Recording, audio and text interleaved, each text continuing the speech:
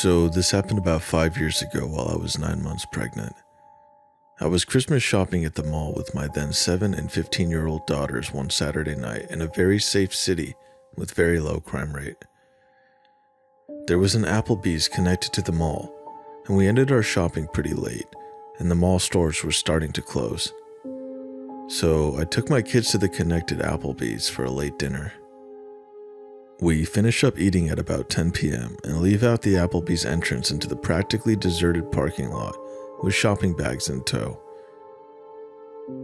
As we got to the car, I was in the middle of maneuvering the shopping bags on my arms to find my keys, when a 50-ish-year-old crusty-looking guy starts walking up from somewhere in the parking lot with shaggy gray-white hair and a faded flannel shirt and old jeans. I noticed him briskly approaching when he was about 40 feet away, and he said, "This is a stick-up.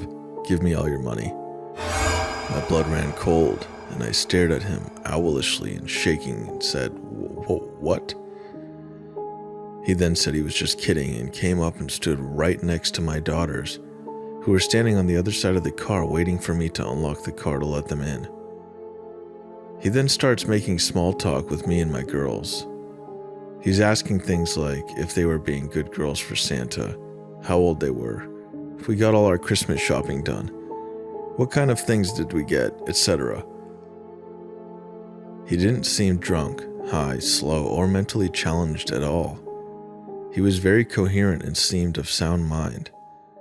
Mind you, I was a heavily pregnant woman, alone with my 2 daughters in a mostly deserted parking lot at 10 o'clock at night, who was being approached by a stranger who came and stood right next to my kids on the other side of the car, just shooting the breeze, talking to me and my kids with his hands in his pockets and occasionally looking over his shoulder.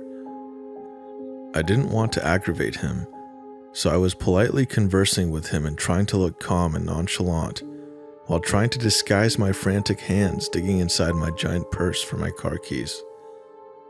This exchange went on for a couple minutes while he periodically kept looking over his shoulder.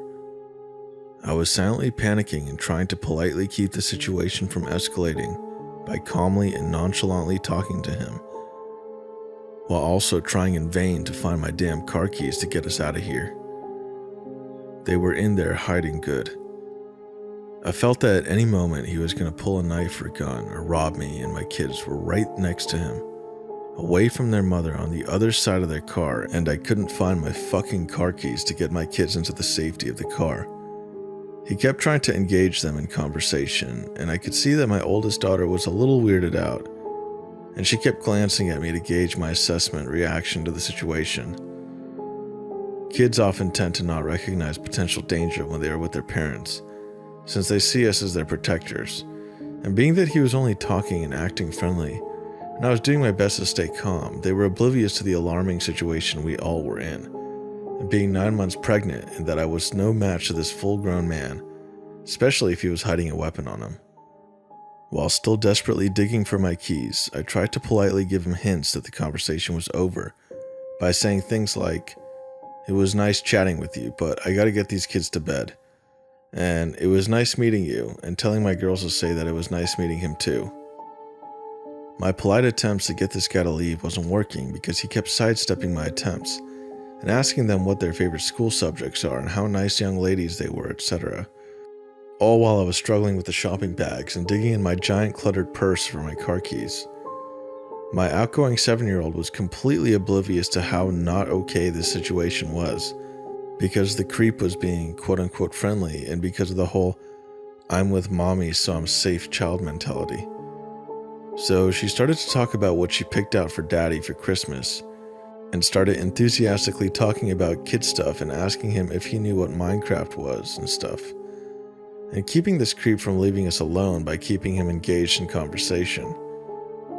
They didn't realize that I was becoming desperate to get them the hell out of there.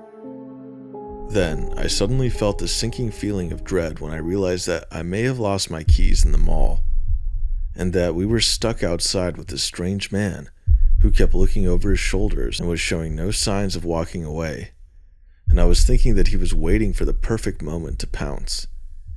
All he had to do was grab one of my girls and threaten their life. knowing it would make me do whatever he wanted as long as he wouldn't hurt them.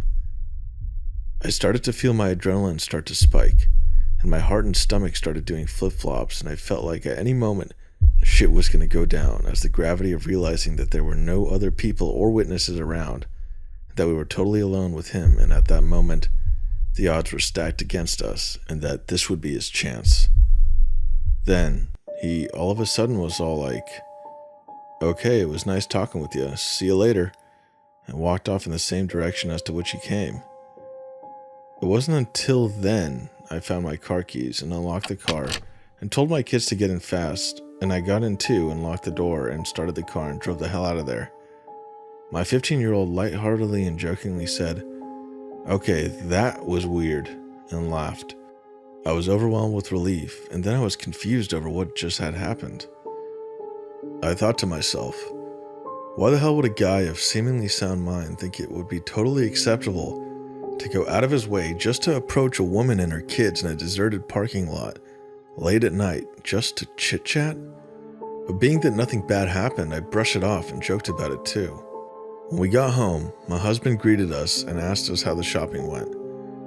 And I said it all went well, and my 15-year-old told him what happened in the parking lot and how weird it was and was kind of joking about it. I started joking too, saying how I was mentally having a panic attack while trying to look calm.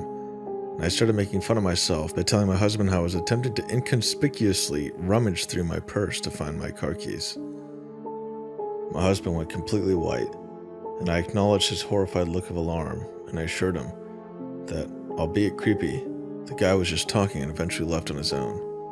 Now, my father-in-law is a retired sheriff deputy, and my husband went through police academy training after graduating high school. He decided to go to business school instead of becoming a cop, and being that the knowledge he gained from that, plus growing up with a cop for a dad, I found out why my husband looked absolutely horrified when I told him the details. What my husband told me completely rattled me to the bone. My husband told me that he was 100% sure that the reason why the guy was hanging around us and chit-chatting was because he was waiting for me to unlock the car. And the reason why he was standing next to our kids was because once I unlocked the car and the kids started to get inside, he was most likely going to force himself into the car with the kids and hold a knife or gun to them to gain leverage on me to force me to cooperate, knowing that I wouldn't abandon my kids, which would force me to get in the car with them and do whatever he wanted me to do, which most likely would be to drive to a remote location and do God knows what. And being that he wasn't wearing a mask suggests that his intentions were to also leave no witnesses to identify him. I then remembered that he was positioned by the backseat passenger door, where my 7-year-old was standing by waiting to get in.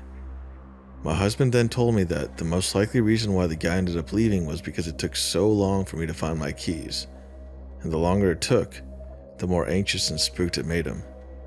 And that the whole time, while I was desperately trying to find my car keys, it must have been some sort of divine intervention, keeping them hidden in my purse, which ended up saving us from potentially being abducted.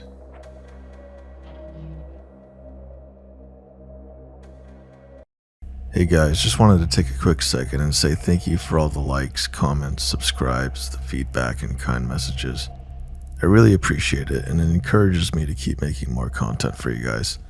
I know originally I said I was going to post about 100 videos this year, but I feel more motivated to go even beyond that because of you guys. So if you're new to the channel or haven't done so yet, please hit that subscribe button and that notification bell to get updates on my newest videos. Thanks again.